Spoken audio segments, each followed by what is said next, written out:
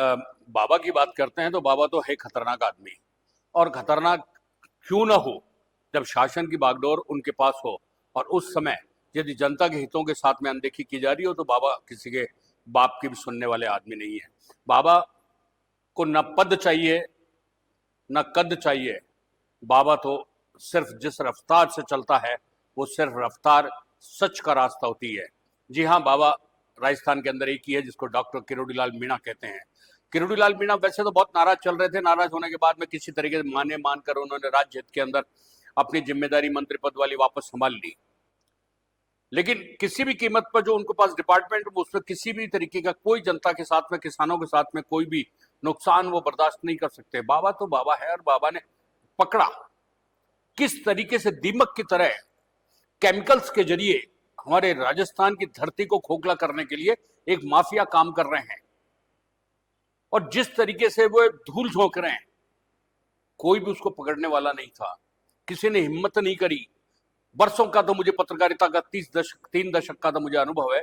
उन 3 दशक के अंदर कभी किसी भी एक एग्रीकल्चर मिनिस्टर ने सड़क पर उतरकर, फैक्ट्रियों में जाकर, दुकानों पर जाकर इस तरीके की जांच करने की हिम्मत किसी ने नहीं दिखाई। डर था या कोई और बात, वो तो जनता साफ तौर पे जानती है। लेकिन किसान के साथ में यदि इस तरीके का बर्ताव किया गया तो बाबा के बस की बात नहीं है। बस क्या था, बाबा ने उठाई अपनी गाड़ी, अपने डिपार्टमेंट के लोगों को कुछ नहीं बताया कहां जा रहे हैं कहां नहीं जा रहे, सिर्फ एक लोकेशन, अपने ड्राइवर को पकड़ाई। और ड्राइवर को लोकेशन देने के बाद बाबा के पीछे जो गाड़ियों का काफिला था वो चल पड़ा। बाबा ने एक सीधा सा मफलर अपने माथे पे बांधा, सफेद रंग का मफलर डाला, आंखों पे चश्मा लगाया। अब बाबा को कोई फैक्ट्री वाला जान सके कि ये ऐसा भी हो सकता है कि कोई मंत्री बदलकर भी वेश आ सकता है। बस बाबा ने जैसे ही घुसे फैक्ट्री के अंदर, देखा नकली खाद बन रही है। बहुत चक्के रह गए। धरती को बंजर बनाने का जो काम ये व्यापारी वर्ग कर रहा था, माफिया जो एक तरीके से किसानों को धोखा देने का जो काम कर रखा था, बाबा ने एक के बाद एक किशनगढ़ के अंदर, जयपुर के अंदर और दूसरे जिलों के अंदर जिस तरीके ताबड़तोड़ तरीके से कार्रवाई करी, भाग गए, सामान छोड़ के भाग गए, जिनकी फैक्ट्रियां थी वो भाग गए, ताले बंद करके भाग गए।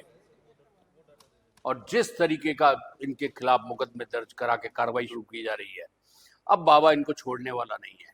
और सवाल इस बात का है कि जहां किरोड़ीलाल मीणा जब अपने एक्शन लेता है तो उसको रोकने की सरकार की भी हिम्मत नहीं होती है।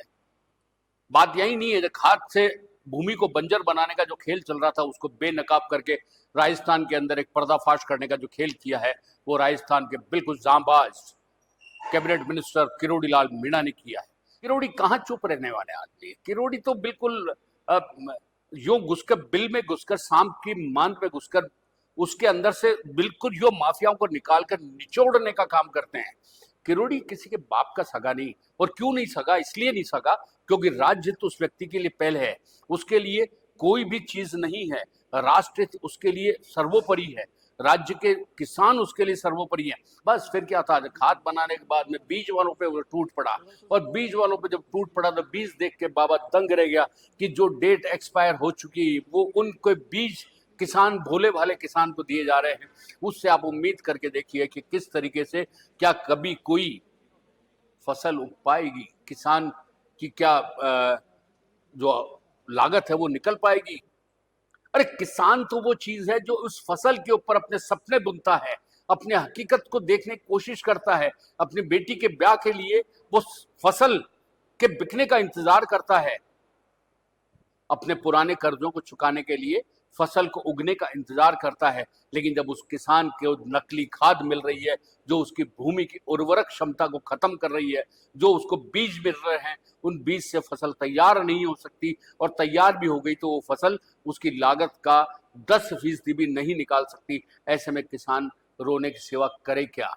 राजस्थान के जो बाबा किरोड़ीलाल मीणा कैबिनेट मिनिस्टर ने जिस तरीके से खाद और बीज के वालों पर जो टूट पड़े हैं, और टूट इस तरीके से पड़े हैं कि सबको बेनकाब कर दिया, और अब उनके खिलाफ कानून के तौर पर ताबड़तोड़ कार्रवाई की जाएगी और उन्हें गिरफ्तार ही नहीं किया जाएगा, बेनकाब किया जाएगा। बाबा की इस कार्रवाई से सबसे बड़ा फायदा ये हुआ है कि जो दूसरे लोग इस तरीके की कलाकारी कर रहे थे, हर दुकान के ऊपर नकली खाद और नकली बीज बेचने का जो धंधा कर रहे थे, उन्होंने आनन फानन में सारे बीज और खाद को गायब करवा दिया।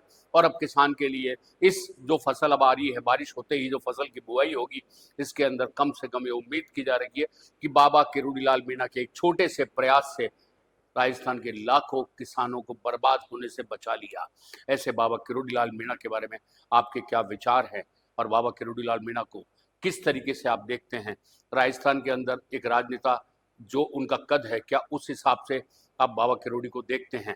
आपके क्या विचार हैं? कमेंट बॉक्स में जरूर लिखिएगा, और आप हमारे चैनल को लाइक, कमेंट और सब्सक्राइब जरूर करिएगा।